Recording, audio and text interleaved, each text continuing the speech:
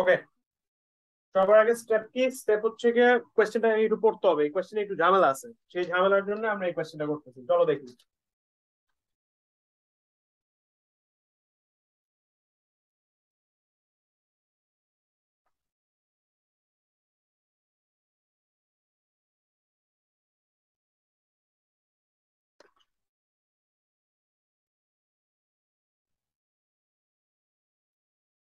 কোয়েশ্চেনে কি বলছে? Only the top chords of the truss shown in figure 3 are subjected to an increase in temperature by 50 degrees Celsius. কি হইছে? এই ফকির দুইটারে, এইটাকে আর এটাকে 50 ডিগ্রি সেলসিয়াসের টেম্পারেচার বাড়াইছে। ওকে, ভালো কথা। Determine reactions given a equals to এত এন্ড আলফা ইকুয়ালস টু এত। বেসিক্যালি আমার ভিতরে একটা টেম্পারেচার রাইজ হচ্ছে, ভিতরে টেম্পারেচার রাইজ হইলে আমার এই জিনিসটার মধ্যে কি কি হবে সেটা বের করতে হবে। আমাদের কনসেপ্ট এইগুলো নিয়ে আমরা চিন্তাই করবো না। টেম্পারেচার রাইজ, আবার ফ্যাব্রিকেশন এরার, মানে আলফা ডেল্টা ইনটু এল, অথবা যদি সাইজ বেশি কম হয় সেটার জন্য যেসব চেঞ্জেস, সেগুলো নট ইম্পর্টেন্ট টু আস। আমরা যেমনি নর্মালি করতেছিলাম তেমনি করবো। সবার আগে আমরা ডসি বের করবো। ডসি আমি কি বলছি, কি কি বের করতে হবে মাইনাস আমরা কি কি করতে পারবো। ফ্রেমের জন্য আমার কি কি বের করতে হবে? প্রত্যেকটা মেম্বার বের করতে হবে। 1 2 3 4 5 6 7 8 9, 9টা মেম্বারের ফোর্স বের করতে হবে, প্লাস প্রত্যেকটা রিয়াকশন বের করতে হবে। দুইটা এখানে, তিনটা, চারটা বের করতে হবে। মাইনাস আমি কি কি মারতে পারবো? 1 2 3 4 5 6, 6টা জয়েন্টে আমি দুইটা করে ইকুয়েশন মারতে পারবো। 6 × 2 9, 9 + 4 হচ্ছে 13, আর এখানে হচ্ছে 6 × 2 12। ডসি হচ্ছে 1। এখন আমার কোয়েশ্চেন হচ্ছে এই ডসিটা কিসের জন্য? এটা কি ইন্টারনাল নাকি এটা এক্সটার্নাল? সেটা কেমনে বের করবো? আমরা এক্সটার্নাল এর ফর্মুলা জানি। আমরা এক্সটার্নাল এর ফর্মুলাটা মানলে আমরা ইন্টারনালটা টোটালের থেকে মাইনাস করলেই হয়ে যাবে। এক্সটার্নালটা আমরা কেমনে জানি? এক্সটার্নালটা হচ্ছে কি কতগুলো রিঅ্যাকশন আছে মাইনাস ইকুইলিব্রিয়াম ইকুয়েশন। 2 3 4, 4 - 3, 4 - 3, 2 3 4, 4 - 3, যেটা হচ্ছে 1। তার মানে যে 1 ডিগ্রি টোটাল ছিল, এই 1 degree is due to my external indeterminacy. External indeterminacy কে মানুষ করার জন্য কি করতে হবে? আমার এক্সটার্নাল একটা রিঅ্যাকশন সরাইতে হবে। রিয়াকশন রিলিজ করতে হবে। এটা যদি এক্সটার্নাল, যদি বাই চান্স 4 - 4 = 0 আসতো, 0 ডিগ্রি আসতো, তার মানে এই 1 ডিগ্রিটা উড হ্যাভ বিন ফর কোন একটা ইন্টারনাল প্রবলেম। ওইটাকে আমরা ঠিক করতাম ইন্টারনাল কিছু একটা কেটে দিয়ে। এখন আমার যেহেতু এক্সটার্নাল আসছে 1 ডিগ্রি, এক্সটার্নাল 1 ডিগ্রি আসা মানে আমরা এক্সটার্নাল রিঅ্যাকশন সরাইতে হবে। তো আমি এখন যে কোনো একটা রিঅ্যাকশন ধরে সরাই দিই। ব্রো ডিসাইড করছে এটা সরাই দিবে, এটার নাম দিছে, এটাকে R1 সরাই দিয়ে এটাকে বলবে এটি হচ্ছে তোমার রিলিজড স্ট্রাকচার। করি। ব্রো তো আমাদের থেকে বেশি বুঝে, আমরা ব্রো এরটাই ফলো করবো অবশ্যই। এখন একটা ফ্যান্টাস্টিক একটা জিনিস আমরা দেখি। কি জিনিস দেখি? এইটা যদি আমার রিলিজ স্ট্রাকচার হয়, রিলিজ স্ট্রাকচার আমি সেই একটা জিনিস নোটিস করে ফেলছি। কি জিনিস নোটিস করে ফেলছি? কোনো এক্সটার্নাল লোড নাই। কোনো এক্সটার্নাল লোড যদি না থাকে, আর আমি যদি এটাও সরাই ফেলি, আমার নো ডায়াগ্রামে সব গোল্লা বস, সব জিরো। হচ্ছে আমার নো ডায়াগ্রাম। এটা আবার একটু বলতো। কিছু নাই তো, লোড নাই কোনো। রিলিজ করছি, রিলিজ করে আমি এখন এটার মধ্যে ইয়ে বের করতে যাচ্ছি, অ্যানালিসিস করতে যাচ্ছি। অ্যানালিসিস আসে কেমনে? যদি কোনো একটা লোড থাকে তাহলে রিয়াকশন আসে, রিয়াকশন আসলে জয়েন্ট অ্যানালিসিস। এটা তো কিছুই নেই। এখানে তো শুধুমাত্র টেম্পারেচার চেঞ্জ হওয়ার জন্য কি জানি ছাতা মাথা হয়েছে। এন্ড টেম্পারেচার চেঞ্জ হওয়ার জন্য যদি একটা ফোর্স, ধর একটা টেম্পারেচার চেঞ্জের জন্য টেনশন, কন্ট্রাকশন যেটাই জেনারেটেড হোক, টেম্পারেচার এখানে কি বলছে? Only the top chords are subject to an increase in temperature. Increase in temperature মানে কি? বড় হয়ে যাবে। বড় হয়ে গেলে কি হবে? তোর ভিতরে একটা ফোর্স জেনারেটেড হইলো। ওর ভিতরে যে ফোর্স জেনারেট হবে, ইন্টারনাল ফোর্স গুলা কি অলওয়েজ এট আ ব্যালেন্স না? মানে আমি ফোর্স গুলাকে শুধুমাত্র কাটলে আমি দেখতে পারবো যে ও এদিকে ফোর্স পাচ্ছে, ও এদিকে ফোর্স পাচ্ছে। বাট একটা মেম্বারের মধ্যে যদি ফোর্স ডেভেলপ করে, সেটা কি পুরো ওভারঅল বডিকে এফেক্ট করে? না। না। উইচ মিনস এই জিনিসটার মধ্যে এক্সটার্নাল কোনো ফোর্স নাই। এর ভিতরে ইন্টারনাল একটা ফোর্স আছে ডেফিনেটলি টেম্পারেচার রাইজের জন্য, বাট এক্সটার্নাল কোনো ফোর্স নাই। এক্সটার্নাল কোনো ফোর্স না থাকলে তুই যদি এখানে মোমেন্ট অ্যানালিসিস করতে চাস, ধর আমি মোমেন্ট অ্যামাউন্ট এটা বের করবো, আমি দেখতেছি কোনো মোমেন্ট নাই, তো 0 = রিয়াকশন ইন্টু 12। তার মানে এখান থেকে রিয়াকশন ইকুয়ালস টু 0। এখানে রিয়াকশন যদি 0 হয়, এখানে রিয়াকশনও 0। এর কোনো এক্সটার্নাল হরিজন্টাল ফোর্স নাই, এটাও 0। এই উপরেরটাও যদি জিরো হয় নিচেরটাও যদি জিরো হয়, তার মানে কি এই বাকি সবকটা জিরো না? এই পয়েন্টে যদি জিরো হয়, এই পয়েন্টে জিরো মানে এখানে কোনো হরিজন্টাল ফোর্স থাকতে পারবে না, ও জিরো হয়ে যাবে। ও জিরো হয়ে যাওয়া মানে ও জিরো হয়ে যাবে। ও জিরো হয়ে যাওয়া মানে ও থাকতে পারবে না, ও জিরো হয়ে যাবে। বুঝতেছো তাহলে? হ্যাঁ, আমি বুঝতে পারছি। মানে যদি উপর থেকেও না বুঝো, একেবারে এই এই নোড থেকে ফলো করলেই হবে। এই হ্যাঁ, নোডে হ্যাঁ, হ্যাঁ, তুমি কি বুঝতে পারছি। দেখছো? একটা জিরো মানে সব অটোমেটিকলি সব জিরো চলে আসে। But simplest way to think about it is, এর কোনো এক্সটার্নাল লোড নাই। এক্সটার্নাল লোড না থাকলে ওর ভিতরে মেম্বারের কোনো ফোর্স জেনারেট করার কোনো কারণ নেই। ওকে, আমরা এইগুলো বুঝলাম। আর একটা এখন কি বের করতে হবে? নো ডায়াগ্রাম থাকলে ডি ডায়াগ্রাম করতে হবে।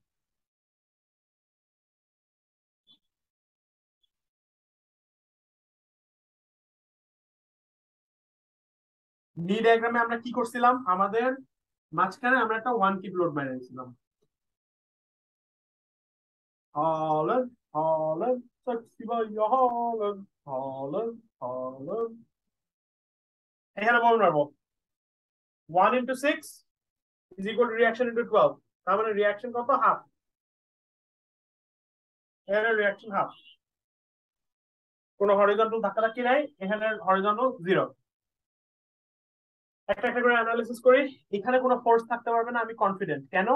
কারণ এখানে যদি কোনো হরিজন্টাল ফোর্স থাকে, এই জয়েন্টটা জীবন ইকুইলিব্রিয়ামে আসবে না। এই জয়েন্টে হরিজন্টাল কম্পোনেন্ট নিতে পারে শুধুমাত্র ও। ও তার মানে জিরো। এই পয়েন্টে তারপর কি হচ্ছে? ওর নিচে টান দিচ্ছে হাফ। জয়েন্টে এই হাফটা নিচে টান দিচ্ছে, তার মানে ও একটা হাফ টেনশন পাচ্ছে। এটা তার মানে টান। আর কি কি জিরো টিরো করতে পারি? এই জিনিসটা আমি ডেফিনেটলি জানি জিরো হবে, এটাও জিরো হবে। কেন এটা জিরো হবে? এই জয়েন্টে ও শুধুমাত্র হরিজন্টাল নিতে পারে, ও শুধুমাত্র ভার্টিক্যাল নিতে পারে। ওর যদি কোনো ভ্যালু থাকে, ওর যদি কোনো ভ্যালু থাকে, জীবনে এই জয়েন্টটা ইকুইলিব্রিয়ামে আসবে না। ডেফিনেটলি এই দুটো জিরো হতেই হবে। আর দেখি কোনো চালাকি করতে পারি নাকি। খুব চেষ্টা করতেছি কিছু চালাকি করে কষ্ট কমানোর, দেখি হয় নাকি। এটা জিরো করছে, এইখানে চালাকি করার কোনো উপায় নাই। এখানে চালাকি করার কোনো উপায় নাই। এইখানে চালাকি করার কোনো উপায় আছে? নাই। আর চালাকি করার কোনো উপায় দেখতেছি না, আর করতে হবে। A6, হাইটটা কত ছিল? 6 ছিল। হাইটটাও ছিল 6। তাহলে একটু সিম্পলার হবে অঙ্কটা সলভ করা। √6² + 6² কত? √2 6, রুট √2 আর কি। 6√2। হুম। ভালো কথা, 6√2 হচ্ছে ওটার লেন্থ। তার মানে এই জিনিসটার কস আর সাইন তো সেম। একটা হ্যাঁ, পয়েন্ট দিয়ে আমি চাচ্ছি দুটো পয়েন্ট বের করে ফেলতে, তাহলে আমার একটু কষ্টটা কম হয়। এই যে আমি এইটা চিন্তা করতে গিয়েই আমার আসলে কুইক হওয়ার থেকে ডিলে বেশি হয়। যাই হোক, একটা একটা করে করি।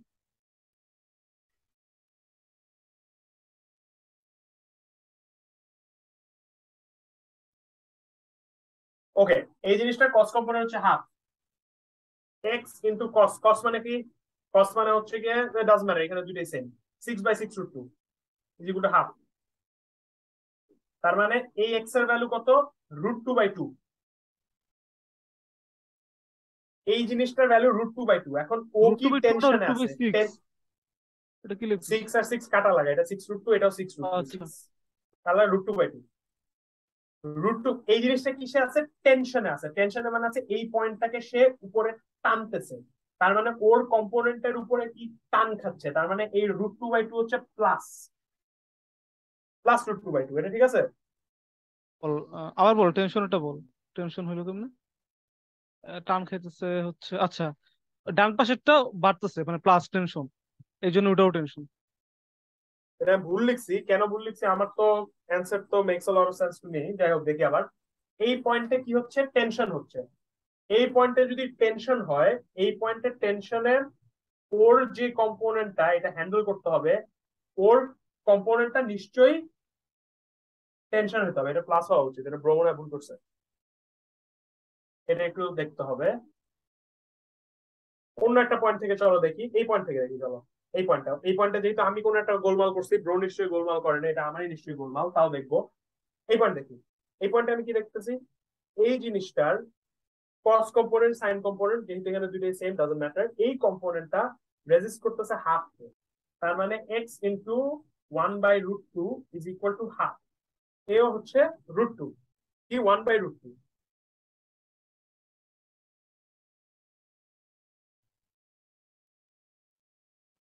হুম, ওর হচ্ছে 1/√2 মানে √2/2। √2/2 কি, ও পয়েন্টে ওকে টানতেছে, তার মানে ও টেনশনে আছে, ও তাহলে √2/2 দিলাম, টেনশনে আছে বলে পজিটিভ। ওকে, ভালো কথা, ভেরি গুড। এই জিনিসটার হাফটা কি পজিটিভ আসছিল? এই জিনিসটা পজিটিভ আসছিল, পজিটিভ মানে টেনশন, টেনশন মানে টান দিতেছে।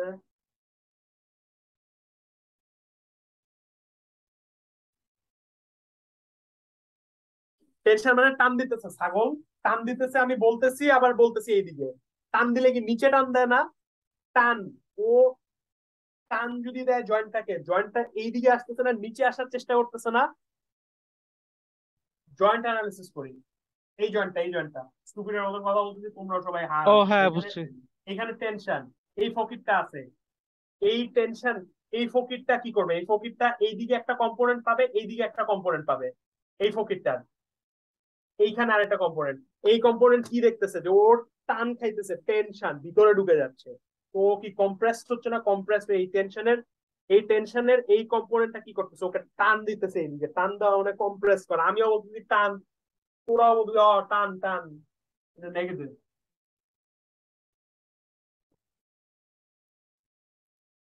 কম এটা। ওকে, দেখেই তো বোঝা যাচ্ছে কেমনে যে নেগেটিভ হয়? এই পয়েন্টটা টেনশন, এই বারটা এই পয়েন্টটাকে টানতেছে আমি নিচে। টান জানি না, এটা তো অ্যাওয়ে ফ্রম দ্য জয়েন্ট হচ্ছে না? জয়েন্টে এইটা হচ্ছে পজিটিভ, পজিটিভ মানে টেনশন। ওইটা বুঝছি। টেনশন মানে টান দিচ্ছে। টেনশন মানে কি?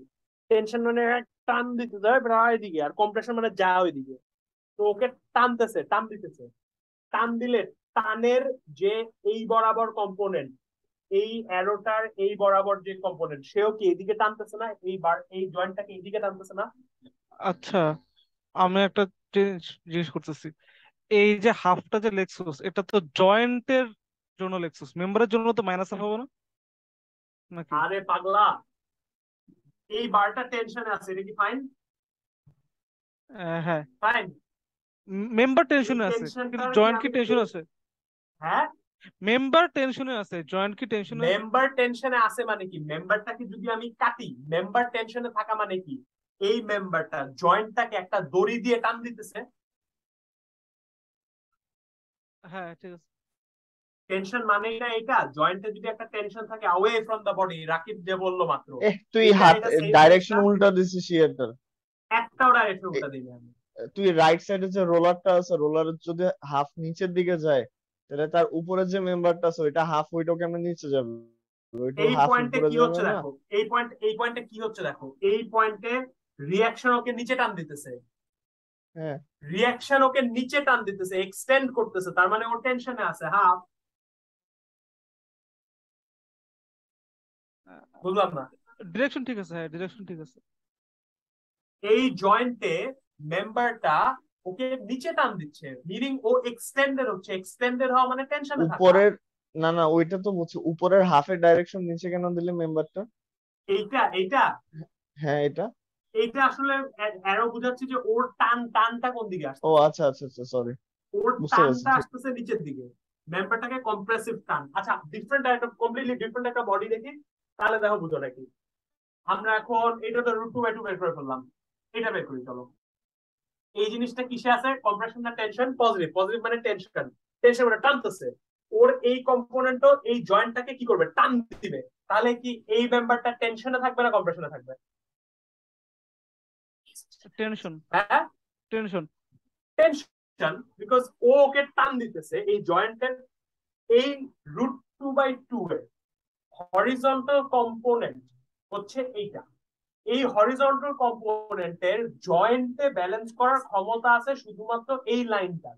মিনিং এই পয়েন্টে যদি ও একটা রেজাল্টেন্ট টেনশন দেয়, এই মেম্বারটাও যদি টেনশন না দেয়, তাহলে এই জয়েন্ট কখনোই ইকুইলিব্রিয়ামে থাকবে না।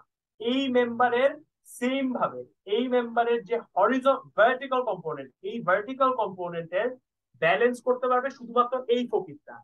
এই মেম্বারটা এই জয়েন্টে কি করতেছে, টান দিতেছে, টান দিলে এ কম্প্রেসড হয়ে যাচ্ছে, এ কম্প্রেসড হয়ে এটা হবে নেগেটিভ নেগেটিভ। ভ্যালু, ওরটা হবে পজিটিভ ভ্যালু, এই দুটো কি ঠিক আছে? নেগেটিভ কি, ওই যে ভার্টিক্যাল যে মেম্বারটা? সেম ভাবে এই এই জিনিসটাও যদি অ্যানালাইজ করি, ও কি, ও একটা পজিটিভ ভ্যালু, পজিটিভ ভ্যালু মানে টেনশন, টেনশন মানে এই পয়েন্টে সে টান দিতেছে, টেনশন টেনশন টান দে, টান দিলে এ কম্প্রেশনে চলে আসতেছে, এ হবে মাইনাস, ঠিক আছে? এই ভ্যালুটা কি, এই ভ্যালুটা হচ্ছে গিয়ে, ও এটা তো বের করে ফেলছি। যাই হোক, এই ভ্যালু গুলা তাহলে এখন কেমনে কেমনে মানুষ করবো, যারা একটা একটা করে ভ্যালু তো সব লিখছি, এগুলো এখন বের করতে হবে। ওর হরিজন্টাল কম্পোনেন্ট হবে এইটা, তার মানে √2/2, where horizontal component vertical component সবই সেম, 6/6√2, হাফ, এটা আসবে হাফ। এটা বের করে ফেলছি, এটা বের করে ফেলছি, এটা বের করে ফেলছি, এইটা বের করা বাকি, এন্ড এটা বের করা বাকি। কুইকলি কোনো উপায় আছে বের করার? আমার তো মনে হচ্ছে না আছে আসলে। এইটা √2/2, এইটার ফাতাইলে এখানে ফালাই দিলে যে কম্পোনেন্টটা আসবে সেটাই এটা, এটার ভ্যালু আমি জানি √2/2, এই বারটাকে এর উপরে ফালাই দিলে হলো, তার মানে √2/2 হাফ ইন্টু 1/√2 করলে আসে হচ্ছে মাইনাস হাফ। 1/2, -1/2। আর এই এই জয়েন্টটাকে আমরা বের করবো তাড়াতাড়ি, এই √2/2 অন্য কম্পোনেন্ট এটাও -1/2। ডান। এটা কি ডায়াগ্রাম ছিল আমার? নি ডায়াগ্রাম ছিল। took quite a long time to solve, যদিও এত সময় নিলে হবে না। আচ্ছা, এখন পর্যন্ত আমরা কি করলাম, একদম অঙ্কটা নর্মালি করছি, কোনো কিছু চিন্তা না করে। আমার যে একটা কি এক্সপেনশন না কি ছাতার মাথা হয়েছিল, এটা আমি কনসিডারও করি নাই, সেটা এখন ফাইনালি একটু আমি কনসিডার করতে চাচ্ছি। কেমনে কনসিডার করবো চলো দেখি।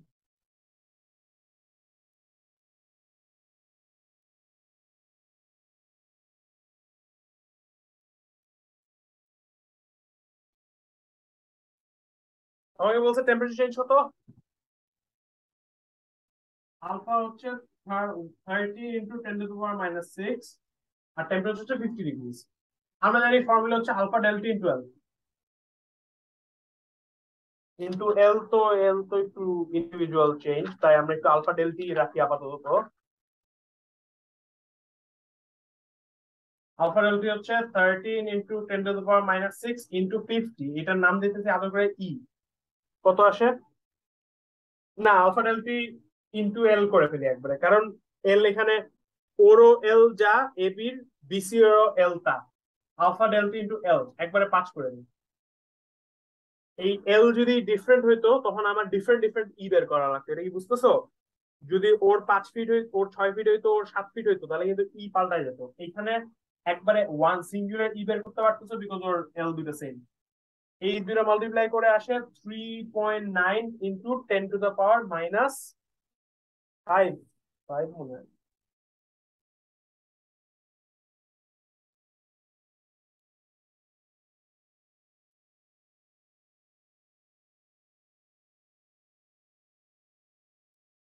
ফোর হওয়ার কথা। -3।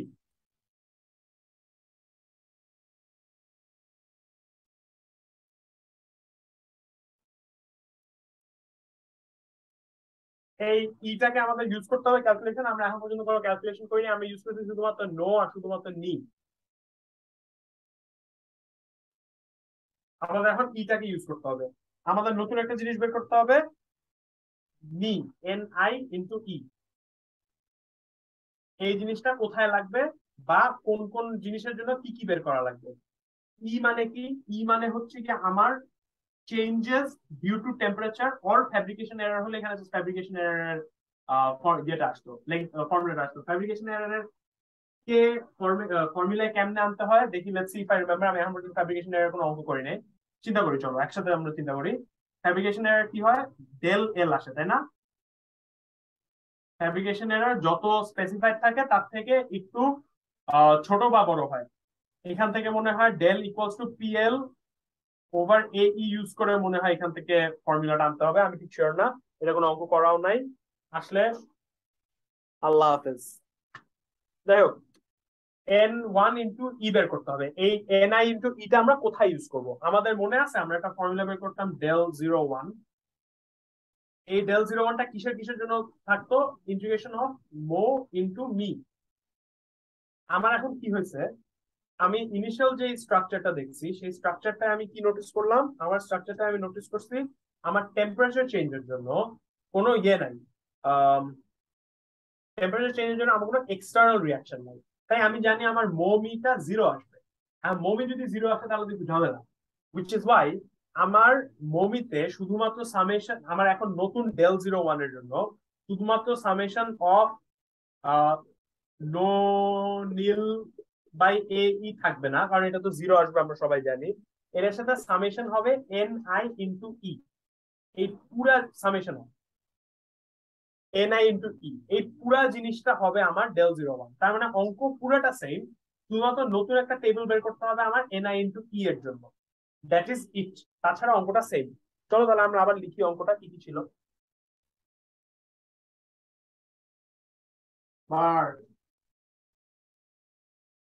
লেংথ নো নি, কি কি লাগবে আমার? del01 এর জন্য লাগবে নো নীল বাই এ, del02 তো নাই এখানে, del11 এর জন্য লাগবে নো নীল বাই এ। আর নতুন একটা জিনিস কি লাগবে? নি, ni, তার মানে আমি এখানে একটা ni ও মারি দিই, তারপর ননিল মারি। ওকে, এখানে আমি কেন এরিয়া মারতেছি না? এটা তোমাদের একটা কোয়েশ্চেন হওয়া উচিত ছিল, আগের বার আমি এরিয়া দিছিলাম। এবার আমাকে কনস্ট্যান্ট বলে দিছে, ই এ সব কয়টা বারের জন্য কনস্ট্যান্টলি 300। তার মানে আমি পুরো জিনিসটা বের করে ডিভাইড বাই ই এ মেরে দিলেই হবে, মানে আমার এরিয়া এখানে কনস্ট্যান্ট। ননিল নিনিল, ননিল নিনিল মারার পর আমি কি করি? ননিলও যদি বের করে ফেলতে পারি, নিনিলও যদি বের করে ফেলতে পারি, এন তাহলে বের আমার করে লাস্ট দিই। জিনিস, হ্যাঁ, N. Final N, right, exact, final N. Final এনে কোনো চেঞ্জ নাই, ফাইনাল এনে যে ফর্মুলাটা ছিল সেই ফর্মুলাটাই। যে কি ফর্মুলা ছিল? রিয়াকশন ডেল বের করব, এই রিয়াকশন বের করব, তারপর ননির মারবো। এখানে ইয়ের কোনো রিয়াকশন নাই, ইয়ের কোনো কন্ট্রিবিউশন নাই, এখানে যে এন ওয়ানের মধ্যে কোনো এন, ইয়ের কন্ট্রিবিউশন থাকবে না। আচ্ছা আচ্ছা। ননির যে ছিল ননিরই থাকবে, ই বাদ। ইটা শুধুমাত্র আমি ইউজ করবো ডেলের কাছে। সবকটা বের করা আছে, বসা বসা করবা। সবকটা জিনিস বসাইলে কোন টেবিল থেকে কি কি পাবা বলি। এখান এই টেবিলের সামেশন থেকে কিচ্ছু পাবা না, এই টেবিলের সামেশন থেকে কিচ্ছু পাবা না। এখান থেকে দরকার আছে সামেশন অফ নি, দরকার আছে এখান থেকেও সামেশন অফ নোনিল। সামেশন অফ নোনিল কত হবে তোমরা আমাকে আগে থেকেই বলো তো, কত হবে? এইটা সামেশন জিরো হবে। জিরো হবে। কেন? কারণ সব নো এখানে জিরো, কারণ আমার ইনিশিয়াল কোনো নো ছিল না। নিনিল কি আসবে? ডেফিনেটলি নিনিল একটা ভ্যালু দিবে তোমাকে। এখান থেকে তুমি কি করবা? এই এনআই এর সামেশনের থেকে তুমি যখন del01 বের করতে চাবা, তখন তুমি কি করবা? 0 প্লাস এই সামেশন অফ এনআই মারবা বেসিক্যালি। তার মানে জাস্ট এনআই এর যে সামেশন সেটাই হচ্ছে তোমার del01।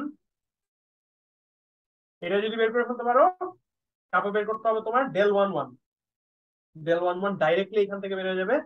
নিনিল, যে নিনিলটা পাবা এই নিনিলের সাথে এই ই ডিভাইড মেরে দিতে হবে, করে পেয়ে যাবা তুমি তোমার ডেল, ছোট ডেল। ছোট ডেল পেয়ে গেলে এই দুটাকে del01 plus del11 into R is equal to 0 করে তুমি কি পেয়ে যাবা? এখান থেকে আর পেয়ে যাবা। এই যে ম্যাজিক্যাল আরটা পেয়ে যাবা, এই ননিরের মধ্যে আরটা মারবা বাইরে, ঠিক দাবদুব ঠিক হয়ে যাবে। এই কোয়েশ্চেনের সলিউশনে একটা স্লাইড প্রবলেম আছে। ব্রো ফর সাম রিজন আর বের করছে -0.4, তারপর কেন জানি +0.4 দিয়ে ননির গুলা বের করছে। এই ননির গুলা আমি আর রাদের কথা হইলো, আমাদের কথা হয়ে আমাদের মনে হয়েছে ব্রো যখন ননির বের করছে এই 0.4 পজিটিভটা না ইউজ করে ক্যালকুলেশন করে যে নেগেটিভ ননির আসে সেই নেগেটিভ ননিরটা। আমি বুঝছি কি হয়েছে, ফাইনালি বুঝছি গাইজ। রাতকে ফোন দিয়ে জানানো লাগবে। এই এই এই এই এই শুন, ব্রো ভুল করে নাই, ব্রো ভুল করে নাই, শুন শুন শুন, পাগলামি করিস না। টেম্পারেচার ইনক্রিজ হয়েছিল না কন্ট্রাকশন হয়েছিল বলতো আমাকে? ইনক্রিজ হয়েছিল। ইনক্রিজ ইন টেম্পারেচার মানে কি বলতো? লেন্থ বাড়বে। লেংথ বাড়বে মানে কি বলতো? লেন্থ বাড়বে মানে কি? টেনশন।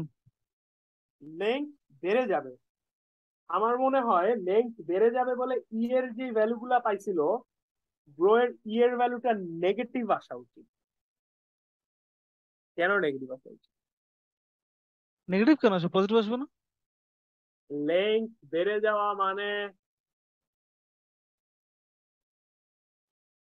লেংথ বেড়ে গেলে আসলে কি ফোর্স হয় চিন্তা করতো। আচ্ছা, লেন্থ বাড়লে দেখ, ও হচ্ছে বাইরের দিকে চাপ দিবে, ও ঠেলা দিবে, ও ঠেলা দিলে কম্প্রেশন না?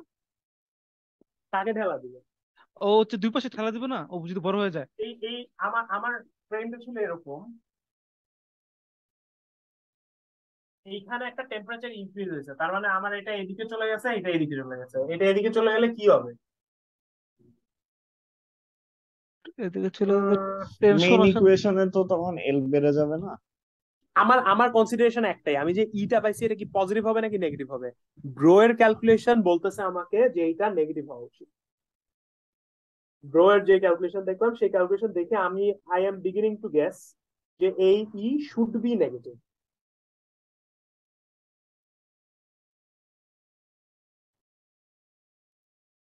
আচ্ছা, আমরা তাহলে এখন গরু, আমরা গরুর মতন মুখস্থ করি, ঠিক আছে? আমরা কি গরু? টেম্পারেচার ইনক্রিজ, ই নেগেটিভ, ঠিক আছে, ডান। কেন হয় না হয় এটা এত কিছু বোঝা লাগবে না। তার মানে what I mean to say is, bro এর এখানে যে 0.095টা আসে, এটা 0.095 না এসে এটাকে ফর সাম রিজন এটাকে -0.095 করতে হবে। করলে অটোমেটিক আরটা, এই আর যেটা সেটা পজিটিভ চলে আসবে। বেসিকলি ব্রো যে অ্যান্সার গুলো ফাইনাল দিছে সেই অ্যান্সার গুলো ভুল না। তো অ্যাজিউম করতে পারি অ্যান্সার ভুল না, বিকজ ব্রো হচ্ছে সবকটা কোয়েশ্চেন অ্যাপের থেকে ক্যালকুলেশন করে ভেরিফাই করে মিলাইছে। তো আমার অ্যাজাম্পশন হচ্ছে গিয়ে এই যেটা ই যেটা আসছিল সেই ই প্রত্যেকটা উল্টা ফর্ম উল্টা নিছে। তো ই আমরা কি, এখন আমরা কি এখন বসে কি ডিসাইড করলাম? ইনক্রিজ মানে নেগেটিভ। ইনক্রিজ ভালো না, আমরা কম কষ্ট পেতে চাই, কষ্ট পেতে চাই। ইনক্রিজ মানে negative. That is it for the class. Any questions? এস অর জিজি?